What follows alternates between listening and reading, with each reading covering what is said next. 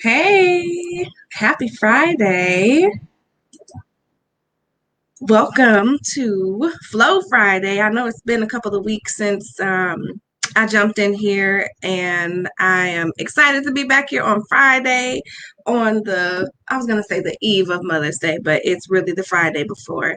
And you've been seeing me all week anyway, talking about mom tips and celebrating my daughter's 18th birthday and transitioning to this different level of parenthood. So if this is your very first time joining Flow Friday, welcome. Let me tell you a little bit about me. I am Nicole Roan, the capacity coach, and I literally help women figure out how to create balance between their personal and their professional lives, and doing so in a way that prioritizes self-care so that we can all show up and do the things that we need to do for our families, ourselves, for work, all of those different pieces. And I'm really excited to have this open and candid conversation with you tonight.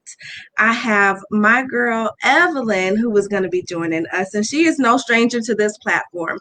You have heard her on the podcast. She's been on live with me before, and we also have this regular clubhouse that we've been doing with Miss Danielle Washington as well on Wednesdays called Wine and Wisdom, Wisdom and Wine, however we kind of feel like it on a Wednesday.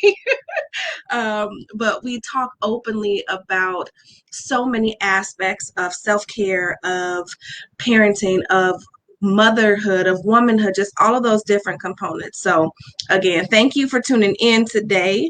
I want to go ahead and bring Miss Evelyn up.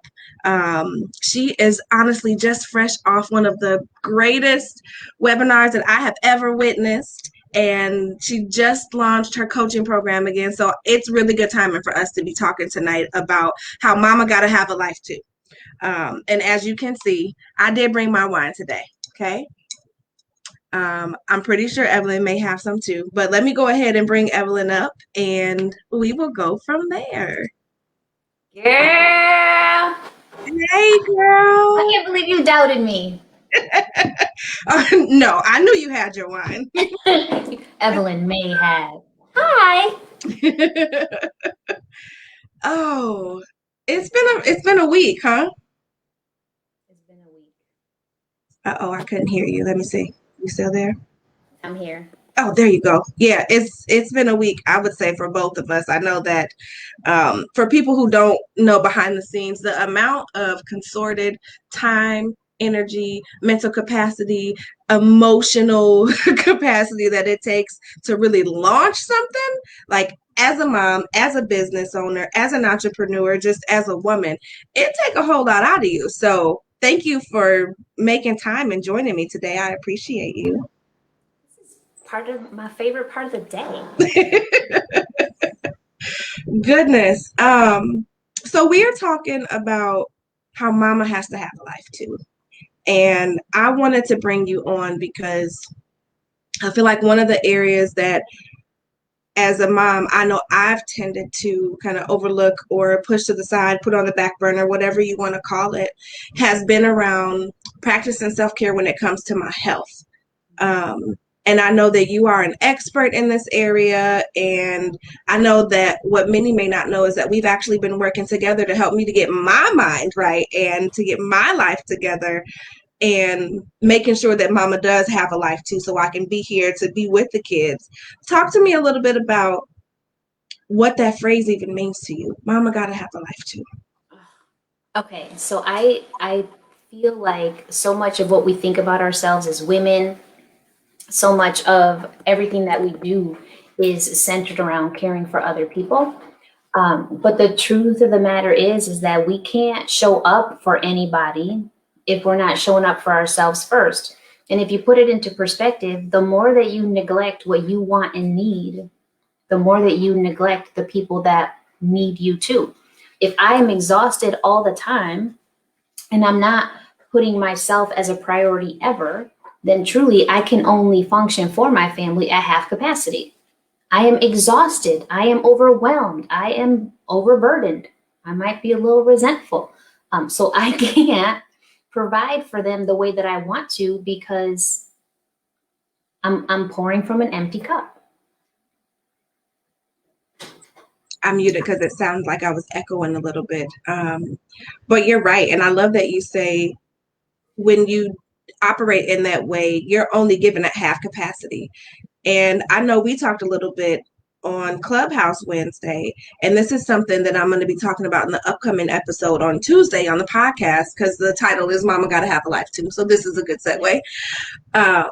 But how we tend to get so consumed with just being a mom, right? Our topic was mama, self-care is not an option. And so many times we're so busy doing the things for our kids, doing the things for our families that we don't even realize that we've lost ourselves. And really being able to step back and assess, like, what is going on with me? What do I need? Am I getting what I need? Am I depriving myself? Because we know that leads to a whole other area of binging in a variety of different ways. It's not just eating. It could be TV. It could be so many different things. And so I love that you mentioned all of that. So thank you for that. Talk to me a little bit about the program that you are launching and how it's helping to make sure that mama's got a life too. So the program that I'm launching is an 8-week group coaching program. This will be the second rendition. We've done one this year. And it really is centered around helping moms understand that their value is not at all coming from their appearance, that they have worth, that they have impact on other people, that they have the right to just feel good as they are, first and foremost. Like, we have value right now. I don't have to wait until I reach a goal to feel good about myself. I need to feel good right now. But I also help them to understand that their goals are valid. And if they are trying to reach a health goal, a physical goal, a body goal, then they can get there in a healthy way. So we are focused so much on ditching dieting, reconnecting with our intuition, learning how to eat for our bodies, and always, always approaching ourselves from a place of compassion. Most importantly, because our kids are watching. Our kids are watching and learning. And if we keep going through life feeling crappy about ourselves, poking at our midsection, talking about how we want to be smaller, then what they learn is that their body has value. And the bigger their body, the less their value. And I don't think that's what we want them to learn. We always want what's best for them. I have no doubt about that. But I don't think we understand that our actions and the way we feel about ourselves is what's really shaping how they're going to feel about themselves when they get older. So if I'm running around constantly trying new diets, constantly criticizing myself, constantly complimenting other women's bodies, but criticizing my own, I'm teaching all the lessons that my 2 girls will grow up and say, I need to be smaller. I am not enough. I need to change. I need to shrink. I'm not enough. You hit so many good points, and it literally ties into the whole essence and reason behind why mama has to have a life too. And I'm looking this way because I have some notes written down on why is it important for moms to have a life outside of just being a parent. And the number one reason is that you're leading by example, right? And so for me, I recently celebrated my daughter's 18th birthday. So, oh my goodness, I have a grown child. What in the world? And then I also have the 6-year-old. And so learning how to make sure that I understand that it's okay for me to have a life outside of that is showing both of them, right? How to, I guess, have boundaries and respect my time and create some time and space for them as well. And for the longest time, I didn't believe that it was necessary or that I even deserved to do that, because when we become moms, sometimes we get so embedded into what we need to do for the kids. We're taught that, like we said on in Clubhouse. Uh-oh. Did you hear that echo? Mm-hmm. Let me see. Uh-oh. I don't think I hear it now. Okay. No echo? Mm-mm. Okay. Had to be something good, right? We were talking on Clubhouse how most of the time we learned from our moms, our grandmothers, our aunties that the more burnt out and tired that you are, and the more that you sacrifice for your children and your family, that makes you a better mom. And so in this day and age, I love that both of us and so many of the women that we, are in communities with, that we partner with on both of our platforms, we're trying to change that. And so I want everybody listening, whether you're watching live or you're catching the replay, to know that you have to have a life too. It's really not optional, because when you don't, then your mental health suffers, your emotional health, your physical health. And so talk to me a little bit, if you can, about your experience with having a life too and how that ties into what you do. So, okay, when I first got married and when I first had children, I did follow that mold that I was taught to follow. I tried to keep the full-time job, take care of the house, do the laundry, take care of the kids. Listen, I remember when my oldest, who's 12 now, was a baby and she was crawling. Girl, I was washing the floors every night because I'm sorry, what? every night. Like, I didn't want my baby crawling on a dirty floor. Now, first of all, if if I wash the floor and then we go to work, when did that floor get dirty? Why was I washing that every night, right? The dust particles, Right? Yeah. Oh my gosh. But it was just that mindset of, I have to do the most. I have to do more. And there's a part of me that thinks that we were raised to believe that being selfless is the ultimate way to show love. But I'm learning that the ultimate way to show love is to love myself, because loving myself gives me power. It makes me centered. It makes me feel whole. And that's love. That's what I want my kids to feel. I want my daughters to grow up and look in the mirror and be proud of themselves. I want them to judge themselves for their character, not their figure. I want them to know that they're entitled to enjoy this life to the fullest for themselves first, so that they can be the best for their relationships. I think a part of me also didn't understand that neglecting myself took away from them because I was exhausted and burnt out, but it also took away from my marriage because there was a part of me that was doing the most all the time and then hanging on to a little bit of resentment because my husband wasn't doing the most too, right? Like, I'm telling myself that I have to do everything. And then in the back of my mind, being mad that he's not doing everything. When really, as the years have gone on, I'm learning to take a little bit of the rules from his playbook and understand that you get to relax. You can sometimes sit down and do nothing. And it's good for everybody. Most, right? Like, I used to be mad about it, and now I understand that maybe I should be doing that too. And yes, there are a million things that need to get done in the house, but they don't all have to get done by me. And that was a big one, because I used to think I had to do it all, or I wasn't being a good mom, or I wasn't being a good role model to my kids.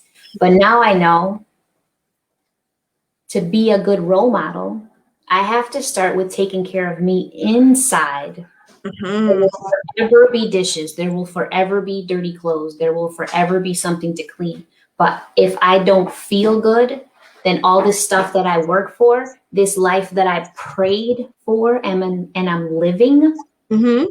living what I prayed for, then I'm not really taking care of the blessing that I have and the blessing that I am when I'm not taking care of me.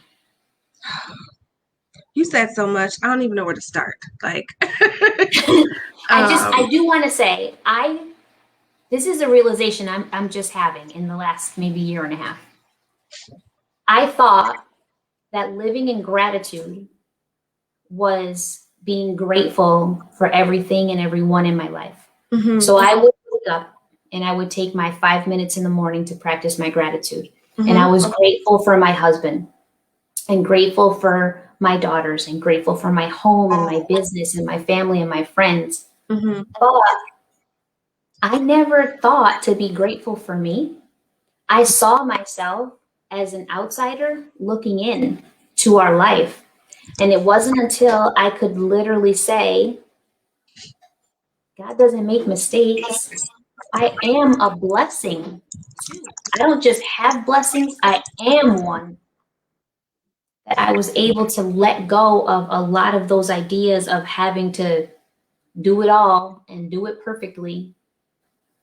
I deserve rest. I am entitled to rest. I am my best when I am rested. Mhm. There's no middle ground. It doesn't have to be all or nothing. You know, I can find a middle ground, and my kids will understand and learn for themselves that when they get older, they're deserving of that as well. Mhm. And that's what it is, right? Like the leading by example is teaching them early on to delegate because like you, I felt the same way. If I'm not the one who's doing the cooking, who's doing the cleaning, helping with homework, doing the laundry, doing the grocery shopping, then what does that say about me as a woman, as a wife, as a mom? And so I've been giving mom tips all week long. And one of the first ones that I gave was literally around stop putting those unrealistic expectations on yourself. And part of mama having a life too is realizing that, first of all, ma'am, there are only 24 hours in a day. Okay. So you literally do not have the capacity to do everything, not even if you wanted to. On top of that, when you are juggling so much, you're half-assing it. Excuse my language, but it's like it's not even getting done well. And then that, if you're like me or like us, um, you want to do everything to the best of your ability, high achievement, it has to be here, have the perfectionista syndrome, all of those good things. I guess maybe not so good things, but they're character builders. But when you're doing that, you're doing a disservice to yourself and to the people around you because you are leading by example and teaching them that they need to be continuously sacrificing themselves. You're teaching them that they need to figure out just how to do it on their own when we all know, right? We were taught early in kindergarten, ask for help, right? But Yeah. somewhere along the line, we've developed this I don't need nobody, me, myself, and I, right? I love Beyonce, y'all know that. But me, myself, and I is not sustainable. And so part of mama getting a life and building a life is really around understanding how important it is to tap on the people in your circle. um, for me, I talked about this, I think back in January when I did my master class. One of the things was I refused to let my husband cook, even though he is a chef, even though he is 10,000 times better at cooking than me. It was this mindset that I have to do this in order to be a good wife. That means like I'm not doing what I'm supposed to do. And so being able to delegate that and take that off of my plate, first of all, is a whole blessing in and of itself, right? Shout out to Chef Roan. I know he's working right now, so he's not able to join, but he can attest to this. Really being able to take that off of my plate has freed up my own capacity so that I can literally get a life, so that I can take the time to, whether it's do an extra load of laundry or go sit and read a book. Like you have to really make the time to be able to do those things. So I love that you talked about being the end all be all to everybody. Tell me, what kind of things do you do as part of your Mama Gotta Have a Life to set up? Well, it's a little different now because the world is locked down, but But outside is opening back up outside is opening up a little bit. a Outside's little bit. opening up, but I make sure my very favorite thing lately is that I wake up about half an hour before my kids, because I love to drink my first cup of coffee in the quiet. Sometimes I just sit, pray, think, whatever, but mostly I do prefer to sit and read. So I set the alarm about a half hour before they wake up generally. Sometimes, you get out there and you got your coffee and you got your book ready and then you hear footsteps. Sometimes Girl. that happens. Sometimes that happens still. But I play sleep sometimes with book in hand, yeah. Just pretend. Yeah, I love that. I'm going to try that. But I do that. I also make sure that I walk daily. For me, it's about the movement. First of all, the movement. I feel good when I move. I feel like actually when I don't get my walk in, I can feel like a little tight in my joints and stuff like that.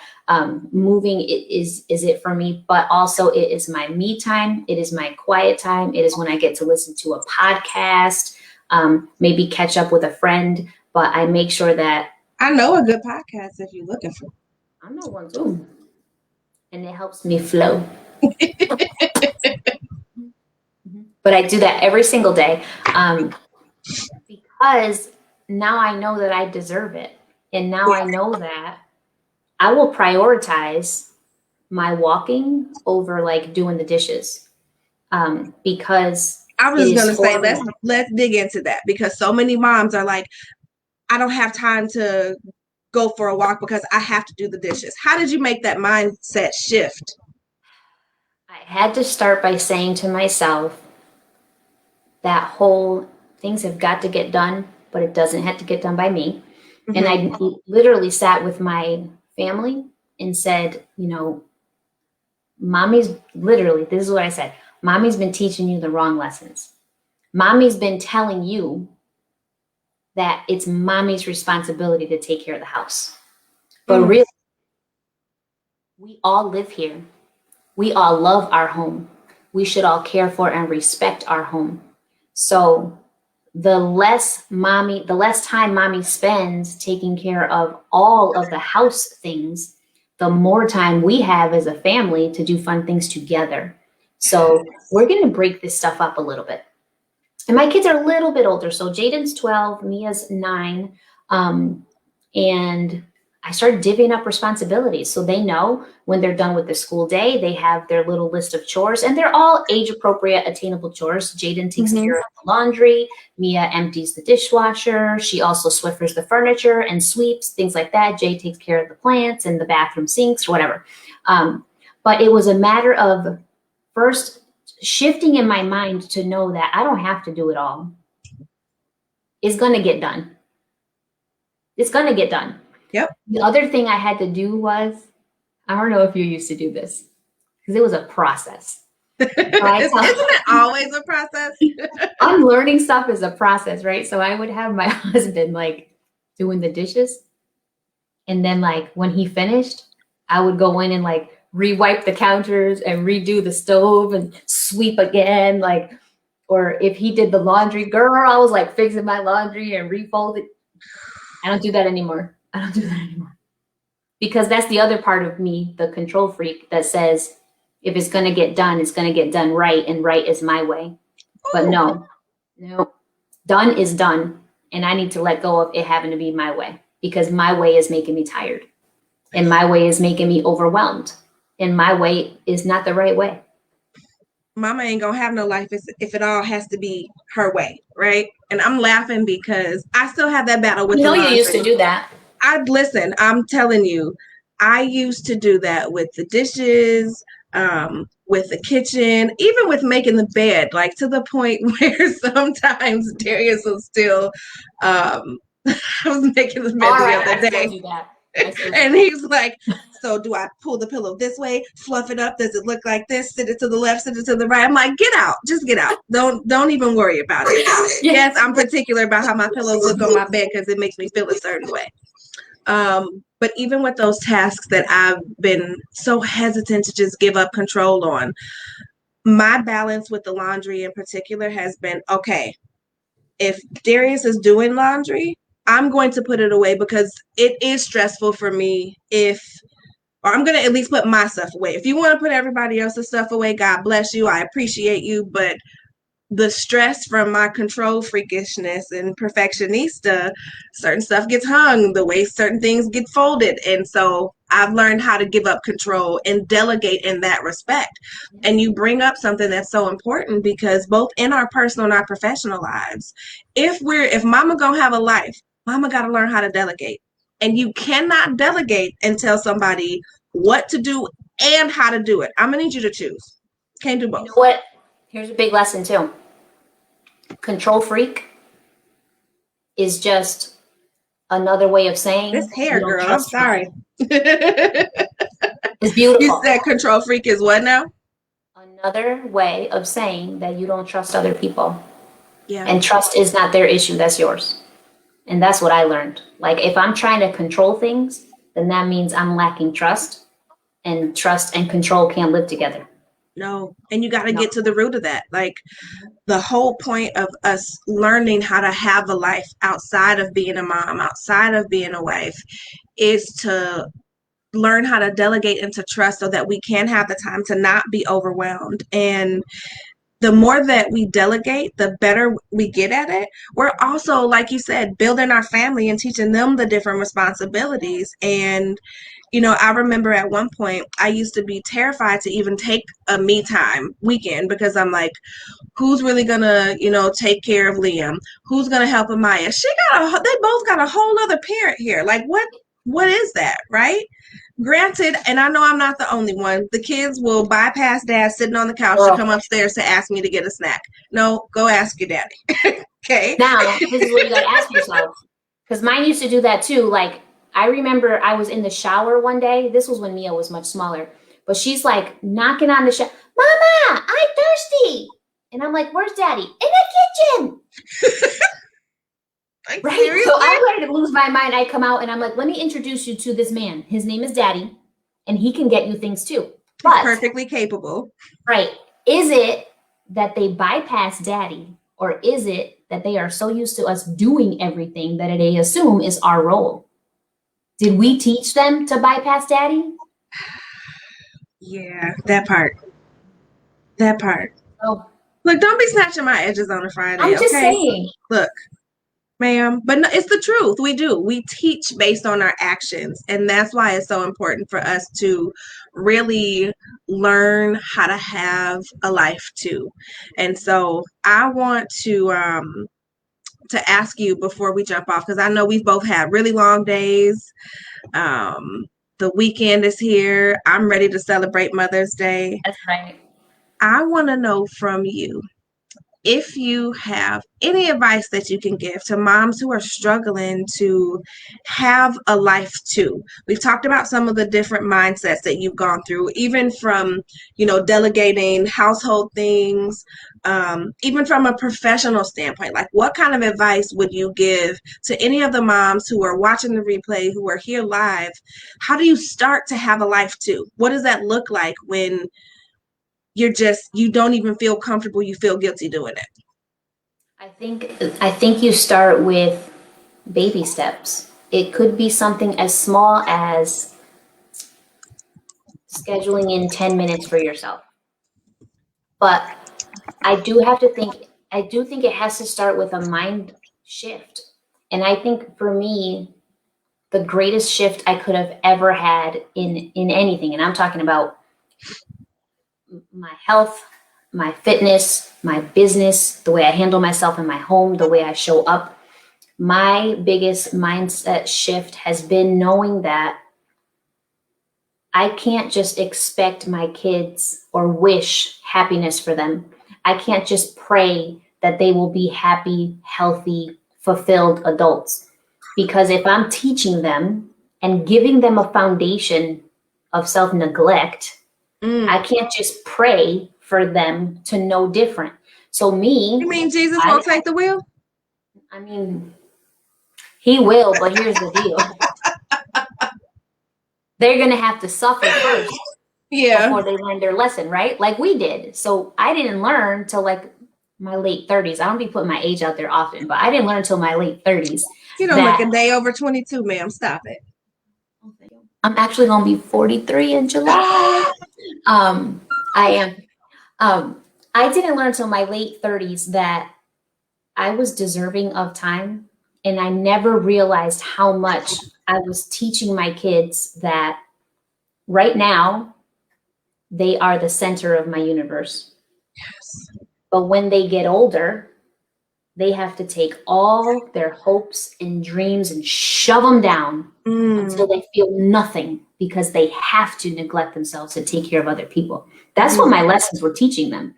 I was showing them that they matter for now, but if they choose to have a family later, they won't matter anymore. And I don't want that for them. So I think that mindset shift helped me start to take small steps. I mean, and I did feel like I struggled because for the longest time, I didn't want to be away from them. So I started doing things like going out to get coffee and maybe sitting in the park and drinking it. Going shopping for a little while.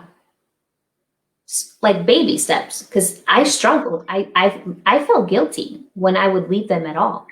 And then, from there you start to say, and you start to feel like when you walk in the house, even if it was the first time you left them for 15 minutes, like you miss them a little bit and you're refreshed though. Yes. So like when you are there, your time is better. You're not sitting there like resentful and frustrated. You're just like happy to be there. So, baby steps will lead you to feel more confident, more comfortable. You'll start to see the impact that it has on you emotionally and how much more grateful you are when you are there, that you're not spending your time yelling at them for not doing their chores on time or leaving stuff around. Like you're not as triggered by little things because you're a little peaceful. Yeah, you're a little peace about you. Mm-hmm. Mm-hmm. Yeah, I love that. And then you drink wine when they go to bed. Or let's be honest, if it's a rough day and they're not in bed, like I remember, it sounds bad, but sipping wine out of no judgment zone. This is I know, and I create the safe space, right? But I remember sipping wine out of like my I almost called it a canister. My brain is so tired. So listen, you know what I'm talking about. The like the coffee mug. Your thermos. Yeah, your thermos. Yes. A thermos. Because I didn't want, any questions like, oh, is that adult grape juice? What are you drinking, Mom? Can I have some? No, this is Mommy's. Adult grape juice. That's amazing. That's what I used to say to Liam. Like, this is adult grape juice. I'm going to give you a mommy hack. Since you're doing mommy tools this week, right? I'm going to give you a mommy hack. This is how you make it through trick-or-treating. You fill your thermos with hot wine. Get out of here. Listen, so mommy hack, ladies. Get ready, ladies. Okay. So in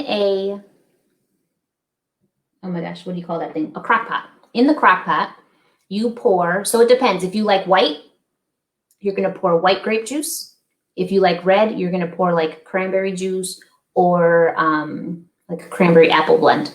Mm-hmm. You're going to drop in it some mulled spices, and it's going to make your house smell like Christmas. But it's mulled spices with the juice, right? You let that come to a boil and you turn it off. And then you pour in a bottle of wine.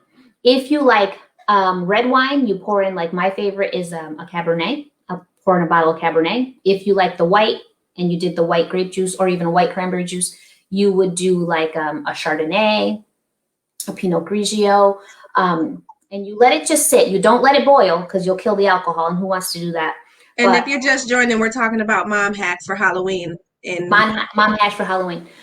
Honestly, I'm calling it Halloween, but I mean anytime you want.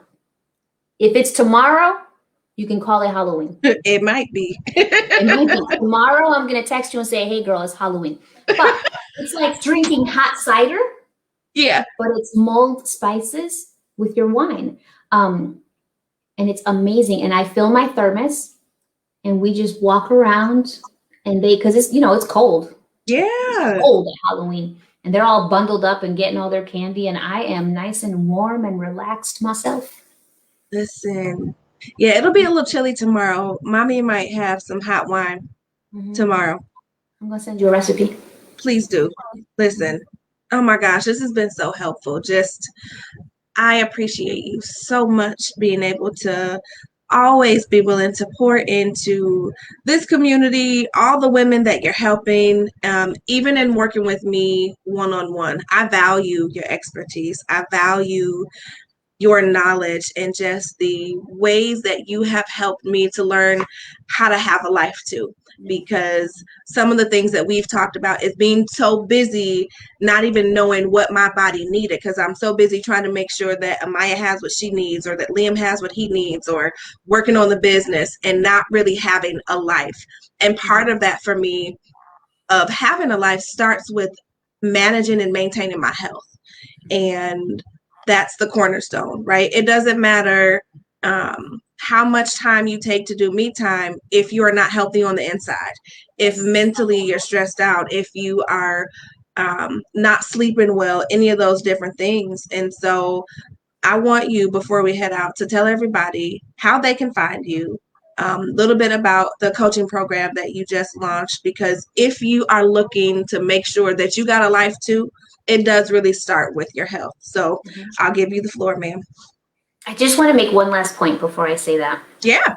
I think that we need to start shifting our thinking a little bit about like right here and right now, just us, and start thinking about our legacy truly. Because we have learned from generations of women that, self-neglect equals love. But we know that doesn't feel good, and we know that leaves us burnt out. So we have the ability to change the way all the generations of women that follow us will live.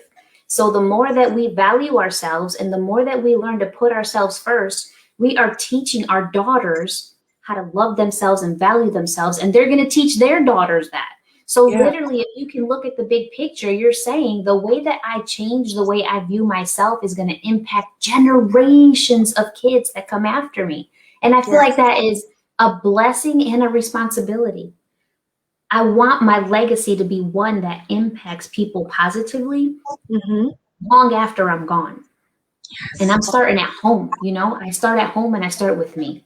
And it's funny that that was kind of a good segue into the program that I'm running, because we do Yeah. focus a lot on legacy, and we do focus a lot on how your health impacts your children.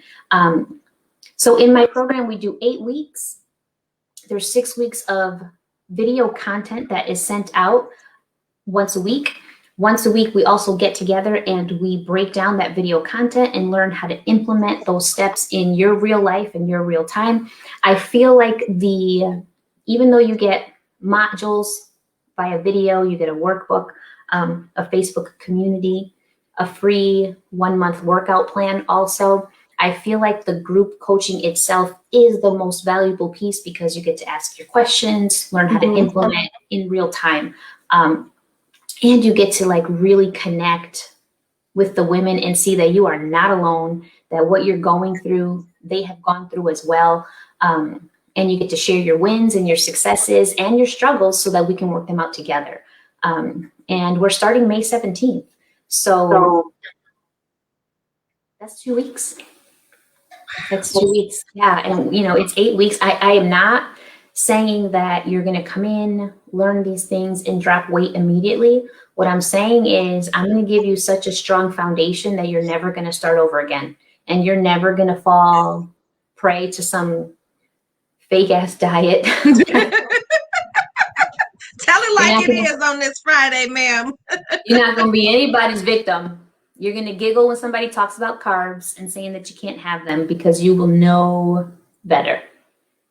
Can I just tell you, I think that I shared this with you um, in working with you, it's different when I hear you say, I'm going to have you bring into your house something that you've been afraid to eat, right? Oh yeah, we need to chat about that still, but go ahead. Yes, we do. But there were these cookies that I was terrified to bring into the house because I felt like I couldn't control myself because they were so good, right? Everybody has that one thing or a couple of things that's like, oh my gosh, I can eat the whole box. And so it wasn't until actually bringing them in the house and looking at them every day that I was like, I don't even want these suckers. Like, I don't want it. And the mindset shift that I have had in helping me to change my relationship with food and to really just understand that the food doesn't control me, I control it, is powerful. And so, if nothing else, I know in the short time that you and I have worked, yes, we're sister friends.